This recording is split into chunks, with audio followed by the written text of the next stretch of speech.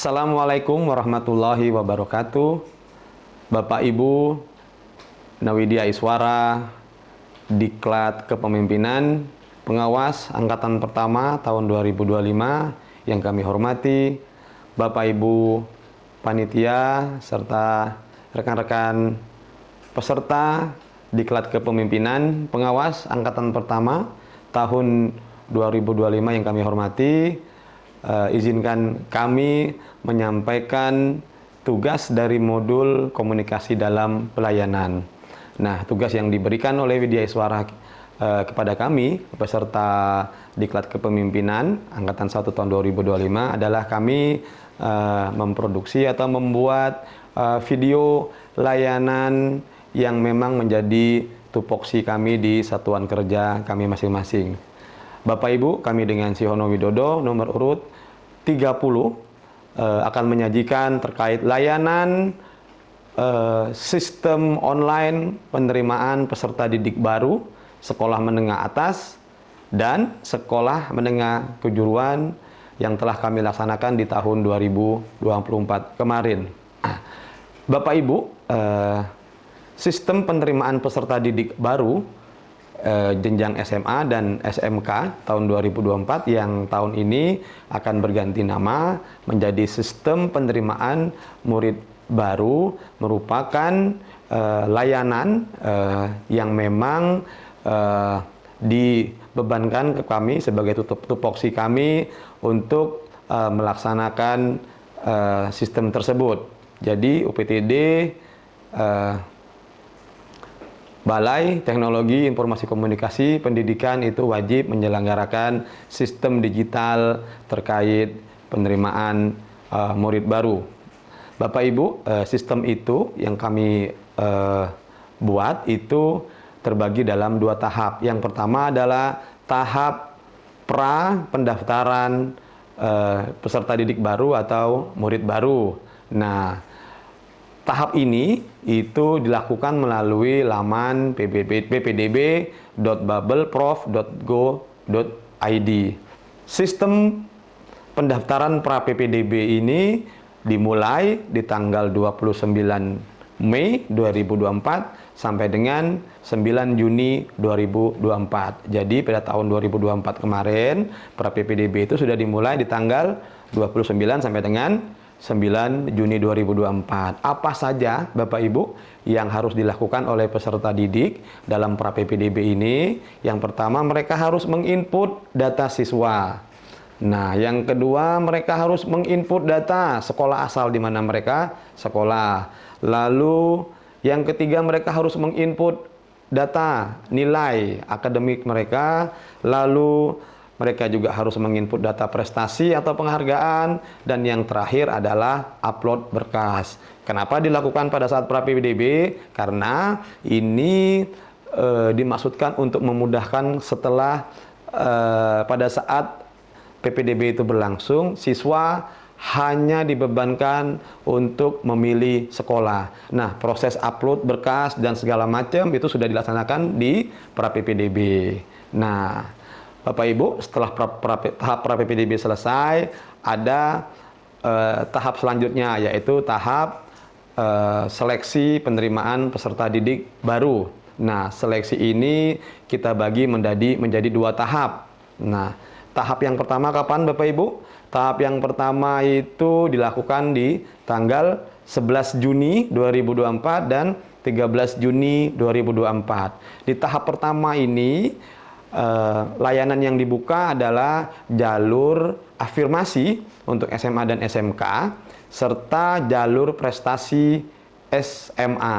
Nah, jadi yang dilaksanakan di tahap 1 ini siswa-siswa yang memang memiliki persyaratan untuk mendaftarkan di jalur afirmasi SMA dan SMK serta prestasi dan SMA dipersilakan untuk mendaftar di tahap 1 ini. Apa aja yang dilakukan?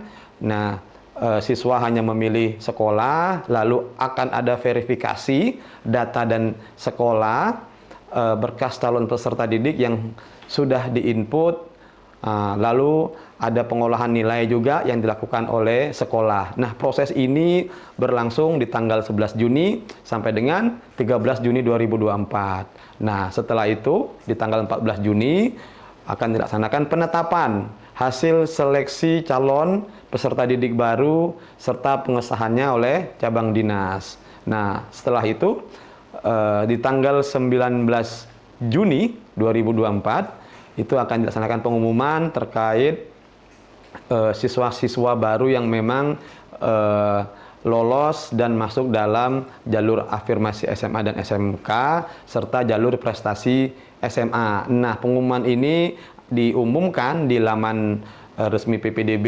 sekolah maupun di website kedinasan masing-masing sekolah, cabang dinas, dan dinas pendidikan.